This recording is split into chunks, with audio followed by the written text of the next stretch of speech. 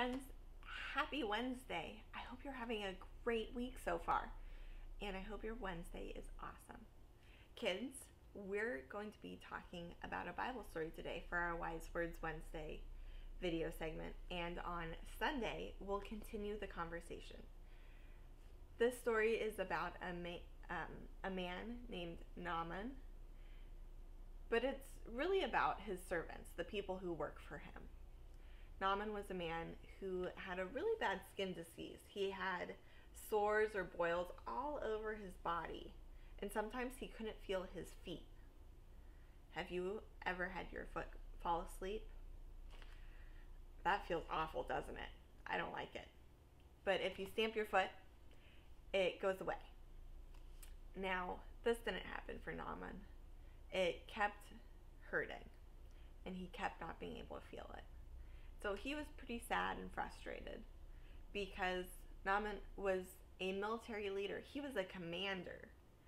He was kind of a big deal, and it made it hard for him to do his job when his skin was itchy and he couldn't feel his feet. So in this story, we're going to be talking about some very brave and courageous people who helped him. We're talking in Sunday school about what it means to be a change maker. And we know that change makers are people that understand and feel the emotions of others. They see what another person is feeling. They understand it in their brains. They feel it in their hearts. And as change makers, they want to do something to help. Now, sometimes it's hard to help people. It takes a lot of courage. We talked about this in Changemaker Summer Camp, that compassion takes courage and bravery, and sometimes it's hard. And I think that was one of the most important things we learned that week, is that a lot of the things that we do to help others take bravery, because it's easier to not do things. It's hard to do things, and it's hard to be helpful. But God is always with us, and God will always take care of us and help us have the courage to do the brave change maker thing. So let's read this story, and let's keep our eye out for people that are doing good and helping others. Let's keep our eye out for change makers. So this story is called The Helpful Servant. This is Naaman. He's in some water. We'll explain that later. Naaman was a soldier, not just any soldier, but the commander of the whole Syrian army. He was a very powerful man, but he was afraid. Naaman, you see, was ill, and no one knew how to make him well. His skin was covered with sores, and he couldn't feel his fingers or his feet. Everyone felt sorry for him, and God felt sorry too. So God whispered to a little girl who had been captured by Naaman's army and carried away from God's promised land. She worked for Naaman's wife, and one day she said to her mistress, "Back in Israel, where I come from, there lives a man named Elisha. God uses him to make sick people well. If only Naaman could go and see him." That little girl was very brave.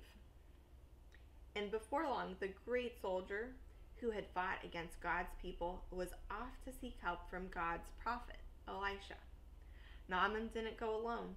He took his servants and his horses and a chariot full of treasure to reward Elisha in case his cure should work.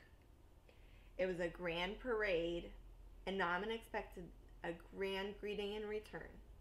But when he sent one of his men to knock on Elisha's door, the prophet did not even answer.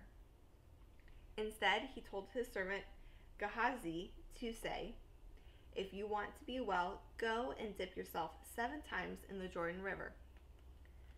Now, it may be that Naaman was tired and frustrated, or it may be simply that he was proud. Whatever the reason, the prophet's message made him angry. "The Jordan River," he shouted, "it's filthy. I'll throw myself into any river back in Syria. but I will not stick one toe in the Jordan or take the advice of a man who cannot even bother to meet me. Begging your pardon, sir, mumbled one of Naaman's servants. But if the prophet had sent you off to do something hard, you would have gone straight away, wouldn't you? Of course, grunted Naaman. Any soldier would. Well then, why can't you go and do something easy, like washing in the river? It can't hurt, and it might just work. Naaman sighed. All right, and led his men to the river. He dipped himself twice. Nothing. He dunked himself twice more. His skin was still as ugly as ever. Twice more and still no cure. Naaman was getting angry again.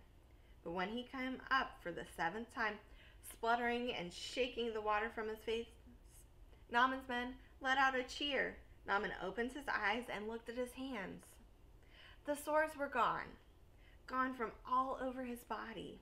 Naaman dressed and hurried back to Elisha's house. The prophet himself answered the door this time, and Naaman could not contain his joy. Take the treasure, take it all, Naaman begged, for you have saved my life. But Elisha said no, for it was God, after all, who had healed Naaman. All right then, said Naaman, scooping up a pile of earth. Let me take this with me, so that I can stand on a piece of your land and worship your God too. Elisha nodded and smiled. And God smiled too, for with a little girl and a muddy river, he had turned an enemy into a friend. And that's how this story ends in the Bible. I saw that servant girl, she doesn't have a name in the story. Maybe we can give her a name. Sally? Beatrice? Michelle? Maybe her name was Michelle. She was very brave to speak up to this person who was not super nice to her, but she had empathy for Naaman. She saw that he was hurting. She understood it in her brain. She felt it in her heart, and she knew that she had to do something to help. That's a change maker. Someone who sees hurt in the world and moves forward to help them. So she gave some really great advice. And even though Naaman wasn't super grateful at first, once he did what Elisha told him to do, and I think Elisha was pretty helpful too. He didn't even need to go and meet this man. He had a servant tell his message for him. And that other servant that was like, I know it sounds easy, it sounds silly to dunk yourself in the Jordan River 7 times, but do it anyways. That was some really good, wise advice. Those people were change makers. And you know what? In the end, it worked out. There were a lot of times when things could have broken down in this story, but they kept moving forward. And that's pretty cool. We will be talking about this some more in Sunday school. I can't wait to hear what you think of this story. So now that you've watched your video, you can get information about how to join Sunday school by emailing me at michellecaudle@laumc.org, or you can go to our church website or Facebook page to learn more. Have a great week, and I can't wait to see you on Sunday. Bye.